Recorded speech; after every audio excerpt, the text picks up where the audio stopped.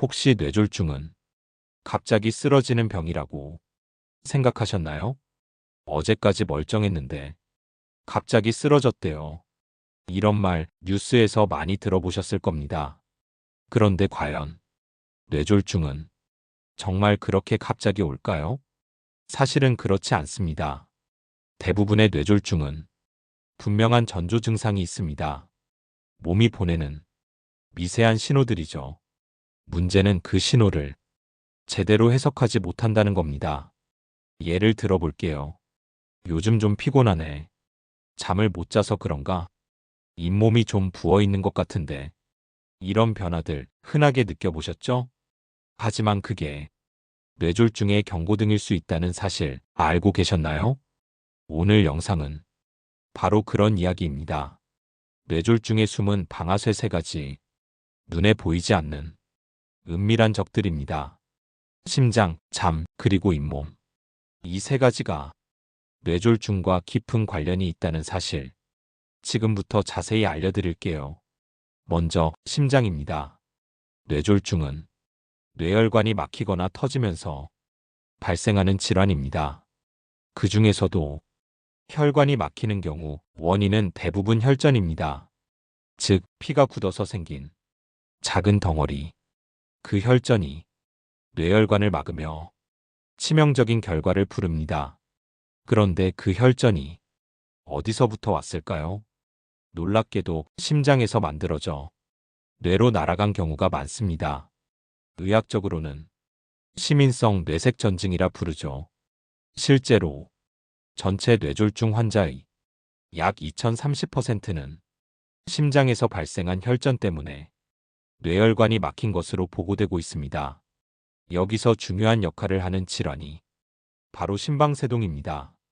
심방세동은 심장이 불규칙하게 뛰는 부정맥의 일종입니다. 쿵쿵쿵. 일정한 리듬이 아니라 쿵, 콩콩, 쿵. 불규칙하게 뛰게 되죠.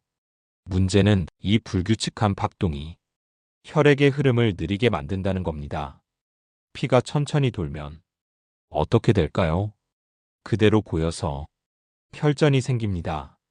그 혈전이 언젠가 심장에서 떨어져 나가 혈관을 따라 이동하다가 뇌혈관을 뚝 막아버리는 겁니다.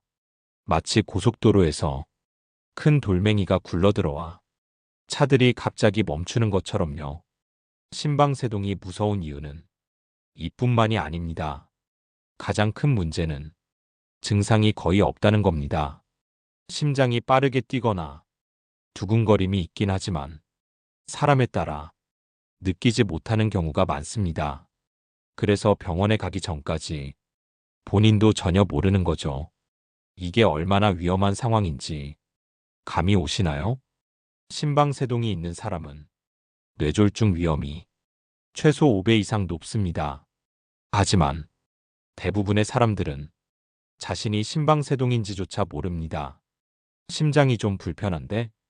스트레스 때문이겠지. 나이 들어서 그래. 이렇게 넘기죠.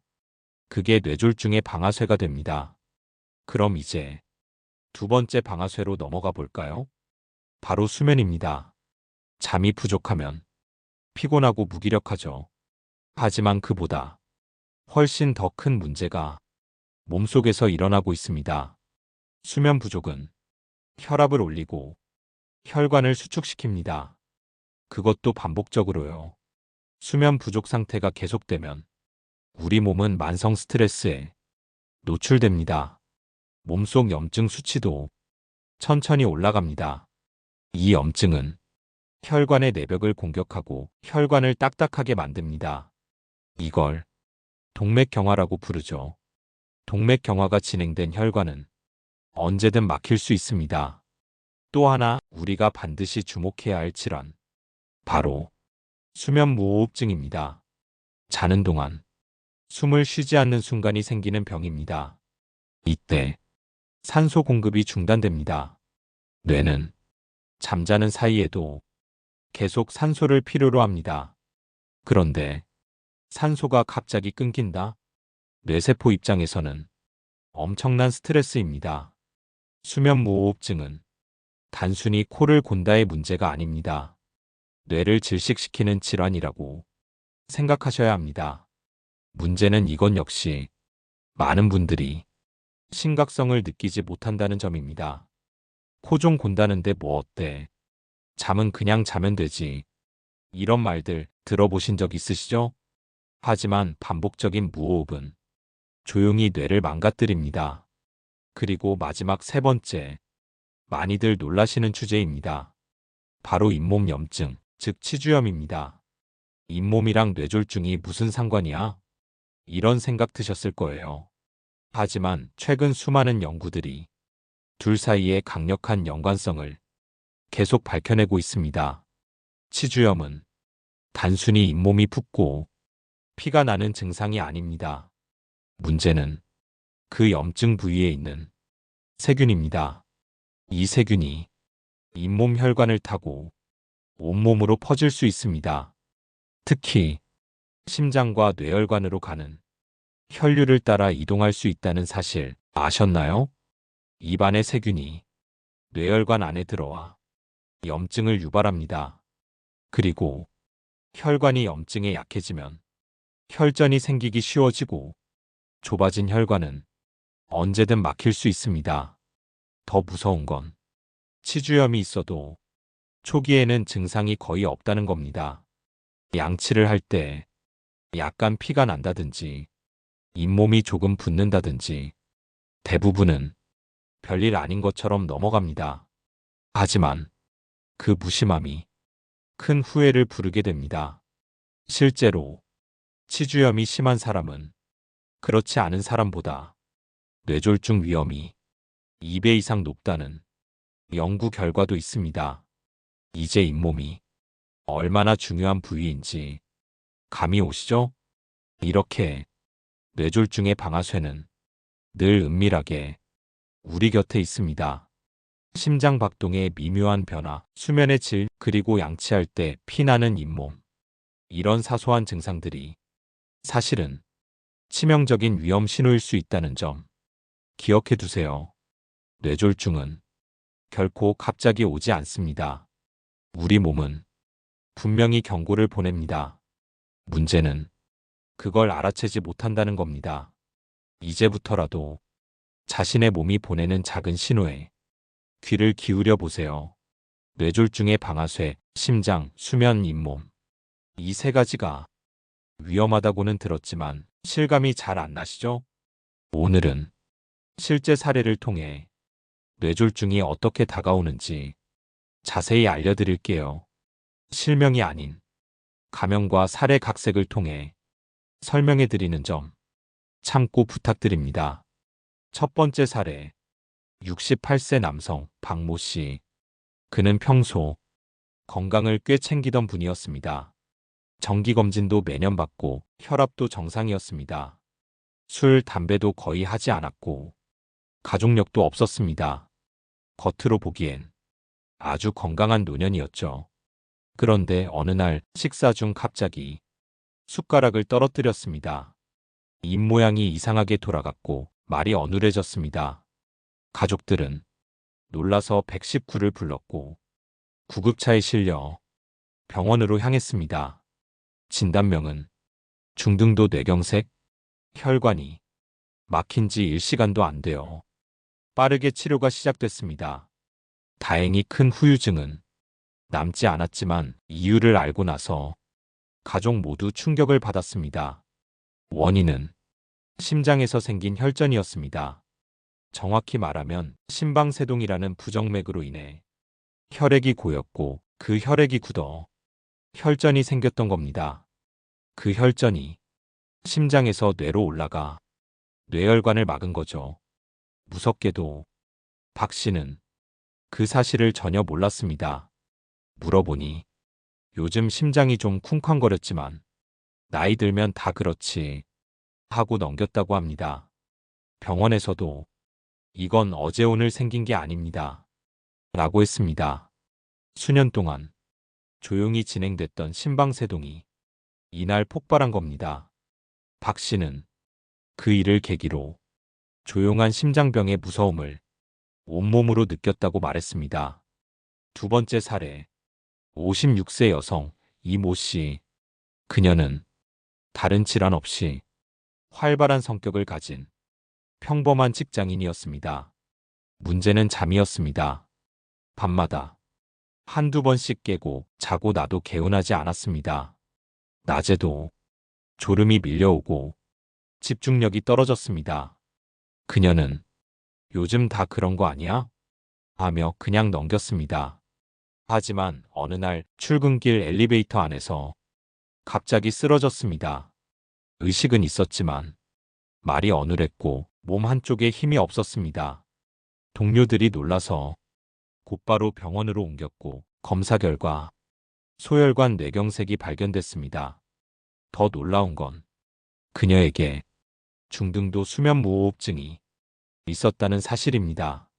그녀는 그날 처음 수면다원 검사라는 걸 들어봤다고 했습니다.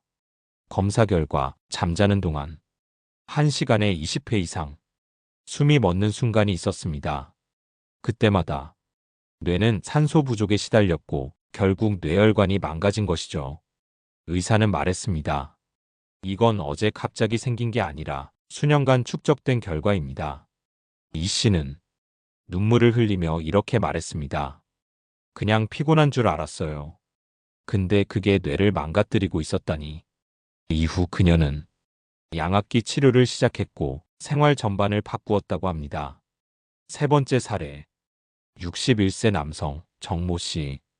그는 20년 넘게 치과를 가지 않았습니다. 양치만 열심히 하면 되지 라는 주의였죠. 하지만 최근 잇몸에서 피가 자주 나고 이가 흔들리는 느낌이 들었습니다. 그래도 병원을 미뤘죠. 그러던 어느 날 가벼운 어지럼증과 함께 말이 잘 안 나왔고 오른손이 저려왔습니다. 응급실에서 받은 진단은 경미한 뇌졸중, 증상이 심하지 않아 큰 이상은 없었지만 혈관 상태는 매우 나빴습니다. 동맥 경화와 혈관 염증, 거기에 높은 염증 수치, 그리고 결정적으로 혈액에서 구강 내 세균의 흔적이 나왔습니다. 정 씨의 잇몸 속 세균이 혈관으로 퍼져 혈관을 약하게 만든 겁니다. 의사는 말했습니다. 잇몸 상태만 봐도 몸 전체 염증 상태를 알 수 있어요. 정 씨는 그 후 3개월 간격으로 스케일링과 치주 치료를 받으며 생활 습관을 바꾸었습니다. 그는 이렇게 말했습니다. 입에서 나는 피를 대수롭지 않게 여긴 게 인생 최대의 실수였습니다. 이 세 사람은 겉으로는 멀쩡했던 사람들입니다. 건강검진도 잘 받고 운동도 꾸준히 했고 식단에도 신경 썼습니다. 하지만 심장 박동의 변화, 피곤한 수면, 잇몸의 피 같은 작은 신호들을 놓친 대가로 뇌졸중이라는 큰 위험을 마주하게 됐습니다. 이 세 가지 방아쇠는 눈에 잘 띄지 않습니다. 검사해보지 않으면 알 수 없는 경우도 많습니다. 그래서 더 무섭고 그래서 더 조심해야 합니다. 이제부터라도 다음과 같은 증상이 있다면 절대 넘기지 마세요. 이런 경우 꼭 점검 필요. 가끔 심장이 빠르게 뛰는 느낌. 이유 없이 가슴이 두근거림. 잠을 자도 개운하지 않음. 낮에 계속 졸림이 몰려옴. 양치할 때 잇몸에서 피가 남. 치과에 1년 이상 가지 않음. 하나라도 해당된다면 지금 바로 내 몸의 상태를 점검할 때입니다. 뇌졸중은 누구에게나 올 수 있습니다. 건강한 사람도 젊은 사람도 예외가 아닙니다. 하지만 이 세 가지 방아쇠를 알고 미리 점검하고 조금만 관리하면 막을 수 있는 확률도 훨씬 높아집니다. 2부는 여기까지입니다. 3부에서는 이 세 가지 방아쇠를 정확히 진단하고 어떻게 관리해야 하는지 검사법과 예방법을 자세히 알려드릴게요. 앞서 두 편의 영상에서 중요한 이야기를 나눴습니다. 뇌졸중은 심장, 수면, 잇몸의 문제와 밀접하게 연결돼 있고 그 세 가지가 보이지 않는 방아쇠가 될 수 있다고 말씀드렸죠. 이번 영상에서는 그 방아쇠들을 실제로 어떻게 점검하고 어떻게 관리하면 좋을지 차근차근 알려드릴게요. 순서는 심장 수면 잇몸입니다. 먼저 심장입니다. 뇌졸중의 약 2030%가 심장에서 생긴 혈전 때문이라고 말씀드렸습니다. 심장의 리듬이 불규칙해지면 피가 정체되고 혈전이 생겨 뇌로 올라갈 수 있습니다. 그 대표적인 질환이 심방세동이죠. 심방세동은 심장이 불규칙하게 뛰는 상태입니다. 문제는 증상이 거의 없다는 점입니다. 가끔 두근거림이 있어도 대부분 그냥 피곤한 줄 압니다. 하지만 방치하면 뇌졸중의 위험은 5배 이상 증가합니다. 그래서 조기 발견이 무엇보다 중요합니다. 그럼 심방세동을 어떻게 진단할 수 있을까요? 가장 기본은 심전도 검사입니다. 병원에서 몇 초 만에 기본 심전도를 찍을 수 있죠. 그런데 심방세동은 간헐적으로 나타날 수 있어서 짧은 검사로는 놓칠 수 있습니다. 이럴 땐 24시간 심전도 검사를 권하기도 합니다. 24시간 심전도는 작은 기계를 몸에 붙이고 하루 동안 심장 박동을 기록합니다. 자면서도 일하면서도 측정이 되죠. 일상생활 중 심장 리듬이 어떻게 변하는지 정확하게 알 수 있습니다. 갑작스러운 두근거림이나 가슴 답답함이 있는 분들은 이 검사를 꼭 받아보세요. 심방세동으로 진단되면 어떻게 해야 할까요? 의사는 보통 항응고제를 처방합니다. 혈전 생성을 막는 약입니다. 이 약을 복용하면 뇌졸중 위험을 약 6070%까지 줄일 수 있습니다. 물론 부작용이 있을 수 있으니 전문의와 상담 후 정확한 진단이 필요합니다. 그 외에도 심장을 위한 생활 습관이 있습니다. 하루 30분 이상 걷기, 짜게 먹지 않기, 과도한 음주 줄이기, 카페인을 과하게 섭취하면 심장 박동에 영향을 줄 수 있으니 주의가 필요합니다. 특히 에너지 음료나 진한 커피를 자주 마신다면 하루 12잔으로 줄이는 게 좋습니다. 이번엔 두 번째 수면입니다. 잠은 단순한 휴식이 아닙니다. 우리 몸과 뇌를 회복시키는 시간입니다. 그런데 이 회복이 매일 방해된다면 문제가 생길 수밖에 없겠죠. 대표적인 수면 문제는 수면무호흡증입니다. 수면무호흡증은 자는 도중 숨이 반복적으로 멎는 병입니다. 숨이 막히면 산소가 뇌에 공급되지 않습니다. 이 상태가 반복되면 뇌혈관에 큰 부담을 주게 됩니다. 게다가 본인은 잘 모를 수 있습니다. 코를 곤다는 지적을 받아도 피곤해서 그렇다고 넘기기 쉽죠. 그럼 수면무호흡증은 어떻게 진단할 수 있을까요? 바로 수면다원 검사입니다. 수면다원 검사는 병원에서 하룻밤 자면서 온몸의 반응을 측정하는 검사입니다. 뇌파, 심전도, 호흡, 산소 포화도, 근육 움직임까지 다 기록됩니다. 이 검사를 통해 무호흡증 여부는 물론 렘 수면 비율, 자면서 깨는 횟수, 산소 포화도의 하락 정도까지 정확히 알 수 있습니다. 1박 2일의 입원이 필요하지만 그만큼 신뢰도 높은 검사입니다. 코골이가 심하거나 잠을 자도 개운하지 않다면 한 번쯤 받아보길 권합니다. 진단 후 치료는 정도에 따라 다릅니다. 가장 흔한 치료는 양압기 사용입니다. 마스크를 쓰고 자면서 공기를 넣어주는 장치입니다. 숨길이 막히지 않게 압력을 주는 원리입니다. 불편할 수 있지만 익숙해지면 효과가 큽니다. 그 외에도 체중 감량, 옆으로 자는 자세, 알코올 줄이기, 비강 확장기 사용 등도 도움이 됩니다. 생활 습관 개선만으로도 증상이 줄어드는 분들도 많습니다. 잠을 잘 자는 것은 뇌를 쉬게 하는 일입니다. 수면의 질은 뇌 건강의 시작입니다. 이제 세 번째 잇몸입니다. 잇몸 건강은 대부분 사람들이 간과하는 영역입니다. 하지만 입속 염증은 그대로 혈관 염증으로 이어질 수 있습니다. 치주염이 심할수록 혈중 염증 수치가 올라가고 동맥 경화가 진행되기 쉽습니다. 잇몸 건강을 확인하는 가장 기본적인 방법은 치과 정기검진입니다. 적어도 6개월에 한 번 치과에 가서 잇몸 상태를 체크해야 합니다. 스케일링은 단순한 미용이 아니라 예방입니다.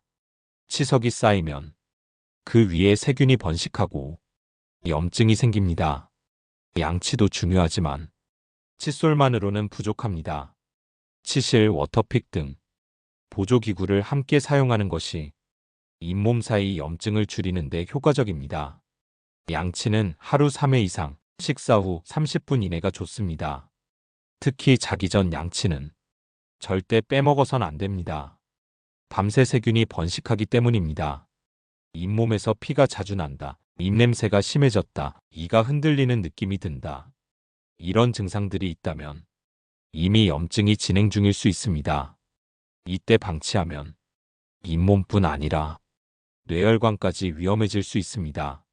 작은 출혈도 그 자체가 경고일 수 있습니다. 지금까지 심장, 수면, 잇몸 각각의 점검법과 관리법을 알아봤습니다. 이 세 가지는 서로 다른 부위 같지만 혈관 건강이라는 한 축에서 모두 연결됩니다.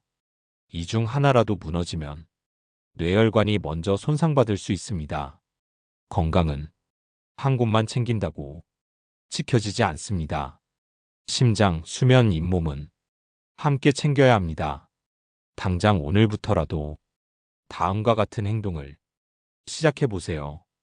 심전도 검사 받기, 수면 검사 상담하기, 치과 예약 잡기, 카페인 줄이기, 운동 다시 시작하기, 저염식 도전하기, 야식 줄이기, 잠자리 습관 바꾸기, 칫솔 교체하기. 3부는 여기까지입니다. 4부에서는 이런 의학적 정보를 바탕으로 우리가 실제 생활에서 어떻게 바꿔야 하는지 생활 속 실천 전략을 정리해 드리겠습니다. 앞서 우리는 심장, 수면, 잇몸이 뇌졸중과 밀접하게 연관돼 있다는 걸 확인했습니다. 이번 시간에는 이 세 가지를 어떻게 일상 속에서 관리할 수 있는지, 즉 생활 습관의 관점에서 현실적인 예방법을 알려드릴게요. 많은 분들이 이렇게 묻습니다. 뭘 해야 하나요? 어떻게 해야 병을 막을 수 있나요? 지금이라도 늦지 않았을까요? 정답은 하나씩 천천히 꾸준히 바꾸는 겁니다. 지금부터 하나씩 함께 바꿔보죠. 첫 번째는 식습관입니다. 많은 연구들이 뇌졸중과 고혈압, 고지혈증의 직접적인 관련성을 강조합니다. 그리고 이들 대부분은 식습관에서 시작됩니다. 나트륨 섭취가 많고 당분이 높고 지방이 많은 음식들. 이것들이 서서히 혈관을 망가뜨립니다. 뇌졸중 예방 식단의 핵심은 염분 줄이기입니다. 세계보건기구는 하루 소금 섭취량을 5지 이하로 권장합니다. 우리나라 사람의 평균 섭취량은 이 기준의 2배가 넘는다고 알려져 있습니다. 국물 요리, 김치, 젓갈, 가공식품이 그 원인입니다. 라면 한 개에 들어있는 나트륨은 하루 권장량을 넘습니다. 라면, 짬뽕, 곰탕, 설렁탕 등 국물을 다 마시지 않는 것만으로도 염분 섭취를 크게 줄일 수 있습니다. 국은 건더기만, 김치는 물에 한번 헹궈서, 젓갈은 적당히만. 이런 작은 실천이 혈관을 살립니다. 지방은 어떻게 관리해야 할까요? 트랜스지방, 포화지방은 혈중 콜레스테롤을 올려 혈전을 잘 생기게 만듭니다. 튀김류, 패스트푸드, 냉동식품, 마가린, 정제된 과자류는 줄여야 합니다. 대신 불포화지방이 풍부한 음식들을 적극적으로 드세요. 대표적으로는 등푸른 생선, 견과류, 올리브유 등이 있습니다. 단순당 섭취도 줄여야 합니다.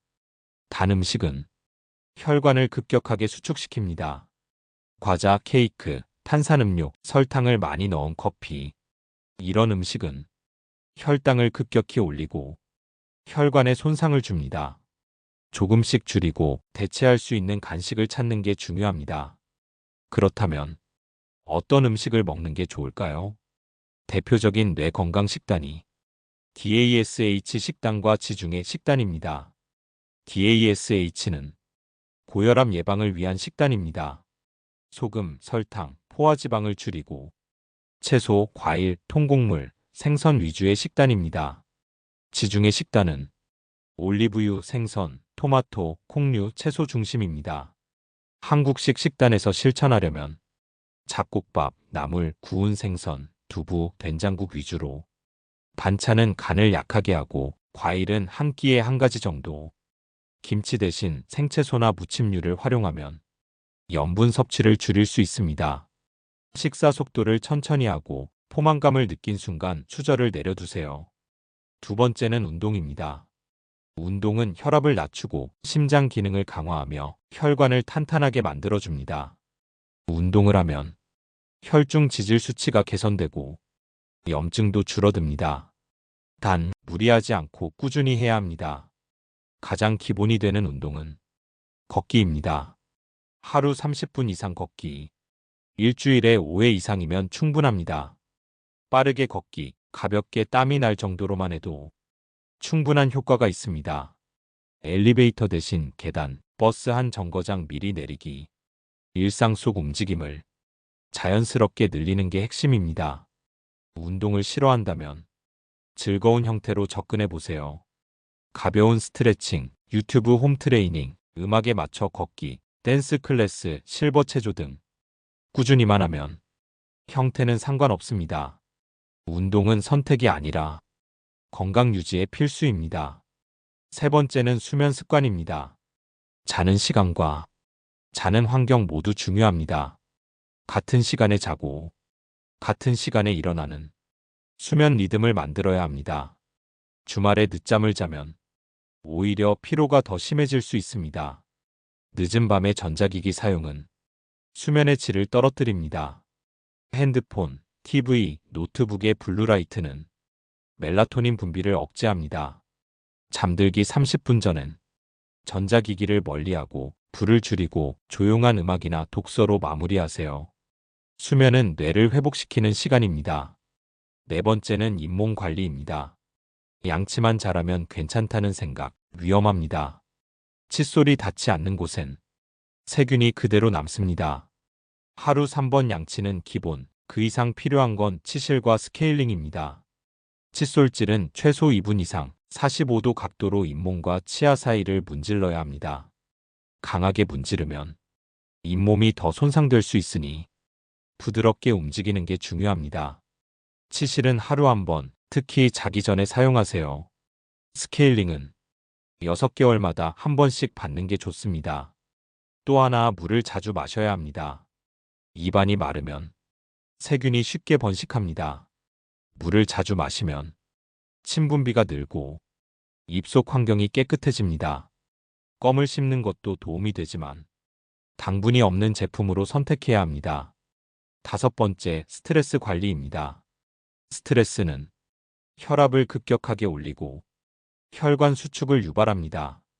분노, 불안, 긴장 상태가 지속되면 몸은 항상 위기 모드가 됩니다. 하루에 10분만이라도 조용한 시간을 만들어 보세요. 호흡, 명상, 산책, 가벼운 글쓰기, 음악 듣기 등이 좋습니다. 마지막으로 정기 검진입니다. 심장, 수면, 잇몸. 이 세 가지 방아쇠는 모두 검진으로 조기에 발견할 수 있습니다. 심전도 검사, 수면다원 검사, 구강 검진. 이 세 가지는 1년에 한 번씩이라도 꼭 받아보시길 권장드립니다. 요약하면 다음과 같습니다. 짜게 먹지 않기, 과식 줄이기, 가공식품 피하기, 하루 30분 걷기, 자기 전 핸드폰 끄기, 치실 사용 습관 들이기, 술, 담배 줄이기, 정기검진 예약하기, 불필요한 스트레스 비우기. 건강은 결심이 아니라 반복입니다. 작은 습관 하나가 당신의 뇌를 지켜줍니다. 내일부터가 아니라 지금부터 시작해보세요. 4부는 여기까지입니다. 5부에서는 지금까지의 핵심 내용을 짧고 간결하게 요약해 드릴게요. 지금까지 1부부터 4부까지 함께 해주셔서 감사합니다. 마지막 5부는 그 모든 내용을 짧고 분명하게 정리해 드리는 시간입니다. 복습하고 정리하는 과정은 행동으로 이어지기 위한 가장 중요한 단계입니다. 먼저 이 시리즈의 핵심 키워드는 숨은 방아쇠였습니다. 겉으로 드러나지 않지만 조용히 뇌졸중을 유발하는 세 가지 위험 요인. 바로 심장, 수면, 잇몸입니다. 순서대로 요약 정리해 드릴게요. 심장, 특히 심방세동. 심방세동은 심장이 불규칙하게 뛰는 부정맥입니다. 대부분 무증상이어서 모르고 지내는 경우가 많습니다. 그러나 심방세동 환자의 뇌졸중 위험은 5배 이상 높습니다. 혈액이 고여 혈전이 생기고 그것이 뇌혈관을 막을 수 있습니다. 진단은 심전도 또는 24시간 심전도 검사로 가능하며 항응고제 복용 시 뇌졸중 위험을 크게 낮출 수 있습니다. 수면, 특히 수면무호흡증. 수면무호흡증은 자는 동안 숨이 반복적으로 멎는 질환입니다. 이로 인해 뇌는 자는 동안에도 산소 부족 상태에 처하게 됩니다. 뇌세포는 산소가 줄어들면 손상을 받기 시작합니다. 또한 수면 부족은 혈압과 염증 수치를 올립니다. 진단은 수면다원 검사로 확인할 수 있으며 양압기 치료, 체중 감량, 수면 환경 개선으로 관리가 가능합니다. 잇몸, 특히 치주염. 잇몸 염증은 단순한 구강 문제가 아닙니다. 세균이 잇몸을 통해 혈관으로 들어가면 혈관 내벽에 염증을 일으키고 동맥경화를 악화시킵니다. 잇몸 출혈이 반복되면 치주염이 진행 중일 수 있습니다. 치주염이 있는 사람은 뇌졸중 위험이 최대 2.5배까지 높아질 수 있습니다. 예방을 위해 6개월마다 스케일링, 하루 3회 올바른 칫솔질, 치실 사용이 필요합니다. 그렇다면 우리는 어떻게 이 방아쇠들을 꺼버릴 수 있을까요? 생활 속에서 지켜야 할 핵심 실천법을 정리해 드릴게요. 실천 1. 소금 줄이기. 하루 소금 섭취 5지 이하. 국물은 건더기만. 김치는 헹궈 먹기. 가공식품 줄이기. 실천 2. 단 음식 줄이기. 설탕 당분은 혈관 염증 유발. 탄산, 과자 대신 견과류, 과일로. 커피는 하루 2잔 이하. 실천 3. 건강한 지방 섭취. 튀김류 줄이고. 등푸른 생선, 올리브유, 견과류 섭취. 실천 4. 하루 30분 걷기. 빠르게 걷기, 엘리베이터 대신 계단. 버스 한 정거장 먼저 내리기. 실천 5. 수면 리듬 만들기. 일정한 취침 기상 시간. 잠들기 30분 전엔 핸드폰 OFF. 조용한 환경 만들기. 실천 6. 구강 위생 철저히. 하루 3회 양치. 치실 또는 워터픽 사용. 6개월마다 스케일링. 잇몸 피나면 즉시 치과 방문. 실천 7. 스트레스 관리. 심호흡, 산책, 글쓰기. 긴장 상황 벗어나기. 10분의 휴식 시간 확보. 실천 8. 정기검진 필수. 심전도 검사. 수면다원 검사. 구강검진과 스케일링. 이 모든 실천은 당장 모두 하라는 것이 아닙니다. 하나씩 꾸준히 자기 속도대로 실천해 보세요. 오늘 치실을 샀다면 큰 첫걸음을 내디딘 겁니다.